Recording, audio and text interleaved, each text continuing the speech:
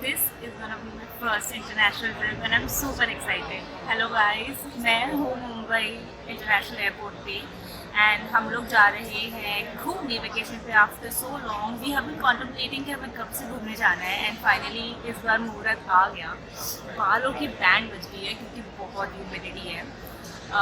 Anyway guess करो हम कहाँ जा रहे हैं वो तो जल्दी से फटाक से आपको पता चल जाएगा प्रॉब्लली इसी ब्लॉग में. मैं पूरी कोशिश करूँगी कि ये पूरी जो सीरीज़ ऑफ ब्लॉग हो तो मैं एक हफ्ते के लिए जा रही हूँ और पूरी जो सीरीज़ ऑफ ब्लॉग हो वो अच्छी हो, इन्फॉर्मेशनल हो. तो हमने हमारी फ़्लाइट बोर्ड की थी मुंबई इंटरनेशनल एयरपोर्ट से. जैसे ही आप एयरपोर्ट के अंदर जाएंगे आपको सामने ही बैगेज चेक इन मिल जाएगा. यहाँ पर आपका जो भी लगेज है वो आप चेक इन करवा सकते हैं. हम लोग जा रहे हैं एतिहाद एयरवेज से. नाउ हमारे पास काफ़ी कम बैगेज था. हम लोग सिर्फ एक एक केबिन बैग ही लेके ट्रैवल कर रहे थे. उसके कुछ रीज़न्स ये हैं. पूरे ट्रैवल में आपको काफ़ी ईजी पड़ जाता है. अगर आपके पास लगेज कम हो तो आप ट्रैवल कर सकते हो. जैसे कि अगर एक होटल से दूसरे होटल में आप शिफ्ट हो रहे हो तो ज़्यादा भारी लगेज आपको कैरी नहीं करना पड़ता. दूसरी चीज़ ये कि हमको बिकॉज़ सिर्फ केबिन बैग अलाउड थे तो जो फ़्लाइट है वो थोड़ी सी इनएक्सपेंसिव पड़ गई as compare to check in baggage वाली फ़्लाइट के. सो हमारा जो दोनों का राउंड ट्रिप आया था वो आया था 35,000 का. सो बेसिकली 17,500 पर पर्सन विच आई फील काफ़ी अच्छा है अगर आप ट्रैवल कर रहे हैं इंटरनेशनल. सो अभी थोड़ा टाइम है टू बोर्ड द फ्लाइट. 5 का डिपार्चर है एंड अभी सिर्फ 2 बज रहा है. So probably we'll go in the lounge, we'll eat something and then उसके बाद डिपार्चर के लिए जाएंगे, बोर्डिंग के लिए जाएंगे. एक मिजरी हो गई है कि जो माइक है ना वो खुला रह गया एंड उसकी पूरी बैटरी उड़ गई है. तो मैं माइक से ही फिल्म करना चाहती थी लेकिन अभी नहीं हो सकता है. तो अगर थोड़ा सा भी नॉइज़ आ रहा है तो because I am in public place and मैं पहुँचते ही साथ पहले माइक को चार्ज कर लूँगी सो दैट आगे के जो ब्लॉग्स हैं वो अच्छे से ले सकूँ. ये सब करने के बाद हमने सोचा कि कुछ खा लेते हैं तो हम लोग इंटरनेशनल लाउंज में चले गए जो कि सैमसोनाइट का शोरूम के जस्ट ऑपोजिट था. नाउ अगर आपके पास ये सारे कार्ड्स में से एक भी कार्ड है ना तो आप ऑलमोस्ट फ्री में खा सकते हैं. हमारी जो फ़ीस लगी थी वो थी 2 रुपये. अंदर से लाउंज कुछ इस तरीके का दिख रहा था. अच्छी कंफर्टेबल सीटिंग थी. पूरा बफ़े दिया गया था. आप चूज़ कर सकते हैं आपको क्या खाना है. मेरे पास 2 टाइप्स के पास्ता है, देन चिकन करी है, राइस है एंड देन दिस कुलचा था. इसके अलावा बहुत सारी चीज़ें थी. जूसेस भी काफ़ी सारे थे, coffee, hard drinks, everything. So this is a very good option और डिसेंट क्वालिटी का खाना था. खाना खाने के बाद हम लोग चले गए अपनी बोर्डिंग करने के लिए. तो हमारी बोर्डिंग अराउंड 4:30 बजे की थी. So our boarding gate is gate number 76 and वो काफ़ी दूर है. हम लोग चल चल के जा रहे हैं अभी. तो बोर्डिंग स्टार्ट हो गई है. हम लोग लेट हैं क्या? मैं अकेली नहीं आई हूँ by the way. I have been alone in the entire blog अभी तक.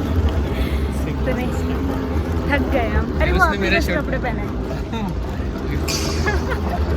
बोर्डिंग करने के लिए हम लोग जा रहे थे तो यहाँ पर हमारा प्लेन ऑलरेडी पार्क था. पूरी बोर्डिंग स्टार्ट हो चुकी थी.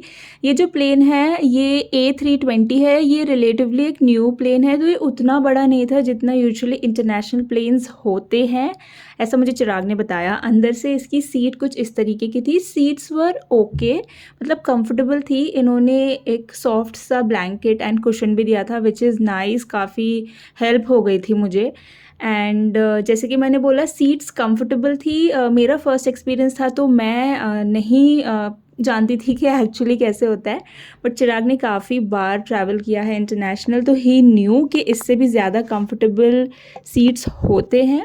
बट एनीवे यहाँ पे USB चार्जर भी था जहाँ पे मैंने सबसे पहले अपना माइक चार्ज कर लिया. मैं सोच रही थी कि जब मैं अबू धाबी पहुँचूँगी तभी शायद माइक चार्ज करने की बारी आएगी, but I was glad. Then यहाँ पे ये जो QR कोड आप देख रहे हो इसको स्कैन आप करोगे तो आपको movie, then songs and then जो भी ड्रामाज होते हैं बस आपको इनके वाईफाई पे कनेक्ट करना पड़ेगा एंड वो सब आपके पास आ जाएगा. मैं आपको डेमो दिखा देती हूँ. तो मेरे फ़ोन में कुछ इस तरीके से हम लोगों ने QR कोड को स्कैन किया एंड अगर आप कुछ देखना चाहते हैं तो आप देख सकते हैं. वी चोज़ कि हम कुछ ना देखें एंड मैं तो थोड़ी देर सो गई थी एक्चुअली. मैं एक्साइटेड भी थी बट मैं थोड़ी थकी हुई भी थी तो आई जस्ट थॉट कि थोड़ा सो जाती हूँ. आप देख सकते हैं यहाँ पे E बॉक्स करके movie, TV show, album, then radio, news and बहुत सारे ये मेन्यू है, ये पूरा मेन्यू था यहाँ पे खाने का एंड देन ड्रिंक्स सब कुछ था। अगर आपको कुछ एक्स्ट्रा मंगवाना था तो आप मंगवा सकते हैं। वैसे तो हमारी जो फ़्लाइट थी ना, उसमें हमारा मील इंक्लूडेड ही था, तो हमने कुछ भी एक्स्ट्रा नहीं मंगवाया। अब ये एल्टीट्यूड स्पीड वगैरह बता रहे हैं कि प्लेन कितने एल्टीट्यूड पे है, कितनी स्पीड पे चल रहा है, जो कि चिराग को काफ़ी इंटरेस्ट आता है जानने में जब भी वो फ़्लाइट के अंदर बैठता है। देन हमारा मील सर्व किया गया। यहाँ पे हमको छोले का सैलेड मिला था एंड देन फिरनी जैसी स्वीट्स एंड ये जो राइस एंड ग्रेवी थी ना, ये बहुत टेस्टी थी। मतलब मुझे उम्मीद नहीं थी कि खाना इतना अच्छा होगा। This is the unsalted butter and now क्योंकि मैं वॉइस ओवर दे रही हूँ, मुझे पता है कि ये बटर वाइडली यूज़ होता है यूएई में। कटलरी वॉज ब्यूटिफुल एंड एक छोटी सी पानी की बॉटल भी दी थी। मैं काफ़ी खुश थी। उसके बाद हम लोग लैंड कर गए अबू धाबी इंटरनेशनल एयरपोर्ट पे and obviously the feeling was different. रात हो चुकी थी, अराउंड 8 बज गया था। गाइस, जब arrived on Abu Dhabi airport and honestly बताऊँ तो लैंड होते ही साथ ना थोड़ा सा डर लगा। May be because this is the first time कि मैं अपनी होम कंट्री से बाहर आई हूँ घूमने के लिए, बट क्योंकि चिराग है ना तो फिर भी अच्छा लग रहा है। अकेली होती तो शायद वापस नेक्स्ट फ्लाइट पकड़ के निकल जाती मैं इंडिया। सो या अभी जस्ट हम लोग लैंड हुए। We are going to go to the immigration counter. जो भी फॉर्मेलिटीज़ होंगी वो करेंगे and then we'll head to our hotel. उसके पहले सिम का भी देखते हैं। वैसे तो मैंने काफ़ी जगह हम लोग ने रिसर्च किया है तो पता चला है कि एयरपोर्ट पे मिल जाती है sim. Let's see if you are able to get it और नॉट। चलो सबको इमिग्रेशन में बीट करना है, लंबी लाइन है। हाँ चलो बाद में लॉग करेंगे। ओके, सो इंफ्रा वाइज तो होटल काफ़ी ज़्यादा अच्छा है एंड सर्विस वाइज भी मैं बता ही दूंगी जब हम यहाँ से चेकआउट करेंगे तब तक।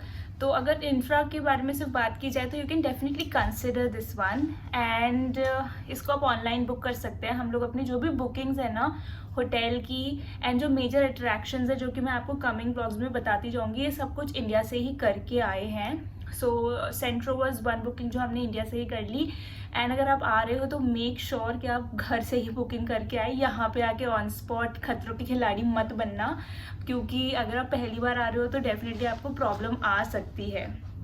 तो है ना, आई थिंक रिसर्च करके, मतलब देयर आर टू वेज। एक आप काफी लोग ये करते हैं कि टूर्स एंड ट्रैवल्स बुक कर लेते हैं and then you rely on them, but अगर आप खुद से आ रहे हो तो काफी रिसर्च करना नेसेसरी है एंड मे बी उसके लिए हम लोग भी है। वी विल टेल यू कि हमारा एक्सपीरियंस कैसा रहा एंड मैं पर्सनली बिलीव करता हूँ कि मैं तो बहुत रिसर्च करके आता हूँ हर चीज़ का, बहुत ज़्यादा।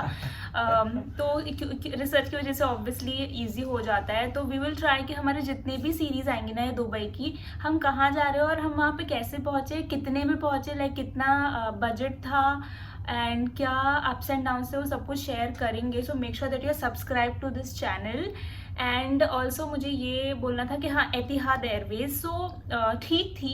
ये वाला जो एतिहाद का प्लेन था ना, ये छोटा वाला प्लेन था, मुझे चिराग ने बताया बिकॉज उनको पहले एक्सपीरियंस है बड़े इंटरनेशनल प्लेन्स का। ये वाली थोड़ी छोटी थी, A320 राइट, न्यू प्लेन थी। तो सीट वर ओके, मतलब डिसेंटली कंफर्टेबल थी। आई विल नॉट से कि बहुत कंफर्टेबल थी, अच्छी थी। कुशन दिया था, ब्लैंकेट दिया था। खाना मुझे बहुत अच्छा लगा। खाने का हमेशा मुझे लगता है कि गड़बड़ ना हो जाए, बट खाना काफ़ी ज़्यादा अच्छा था एंड हम लोग 2 hours 45 minutes में पहुंच गए। सो स्मूथ ही रहा एक्सपीरियंस एंड क्योंकि इंटरनेशनल टर्मिनल पे थे तो बहुत भीड़ वगैरह कुछ मिली नहीं हमको। हम लोग ईजीली स्मूथली हम लोग ने सारे प्रोसेस कर लिए and we ended up here. Also bus का जो एक्सपीरियंस था बहुत अच्छा था, विदाउट एनी हिकअप हम लोग यहाँ पे पहुँच गए। फ्रैन है तो अगर आप 1-2 दिन जब भी अबू धाबी में हो you can definitely consider that shuttle from the airport itself. And अब कल भी हमको सिटी टूर करना है तो उसका कम्यूट कैसे होगा वो कल के ब्लॉग। एक वेरी इंपॉर्टेंट पॉइंट, ये जो शटल की हम लोग बात कर रहे हैं ये अबू धाबी एयरपोर्ट से यास आइलैंड के होटल्स पे आपको ले जाएगी, जहां पर भी आपका यास आइलैंड पे हो। बट अगर आपका होटल का बुकिंग अबू धाबी सिटी या फिर कॉर्निश बीच या उस साइड का ही है, उसके लिए डिफरेंट चीज़ है। I think Abu Dhabi experience की कुछ शटल बस है, वो आई थिंक पेड बस है, तो I am not sure about that, but उसको आप एक्सप्लोर जरूर करना, क्योंकि हम लोग यास एक्सप्रेस में जाने से पहले देयर वाज वन बस स्टैंडिंग ओवर देयर जो अबू धाबी एक्सपीरियंस बस थी, तो अगेन उसका भी ऐसे कुछ टाइमिंग एंड ये सब है, तो you have to figure it out. हाँ, बट अगर if you are landing and आपको ऐसे लगता है कि आपका टाइम एंड बस का टाइम मैच नहीं हो रहा है, तो there are lot of buses आपके एग्जिट गेट के सामने ही, आपको टिकट वाला आदमी भी मिल जाएगा, will give you tickets, plus multiple buses lined up होती है आप बेस्ड ऑन आपको कहाँ पर जाना है, तो वो सब चीजें will be helpful for you, so वो फिगर आउट हो जाएगा। यस, सो आज का ब्लॉग मैं यहीं एंड कर रही हूँ। इट वाज ऑल अबाउट हमारी journey from Mumbai to Abu Dhabi and Etihad के बारे में भी मैंने बता दिया। अब कल जो हम भी घूमने जाएंगे वो डे बाय डे मैं सेग्रीगेट करती जाऊँगी वीडियोज़ में एंड अपलोड करती जाऊँगी, तो आप देखते जाइएगा। अभी काफ़ी थक गए हैं, थोड़ा कुछ खा के सो जाएंगे। I see you in my next video, bye bye.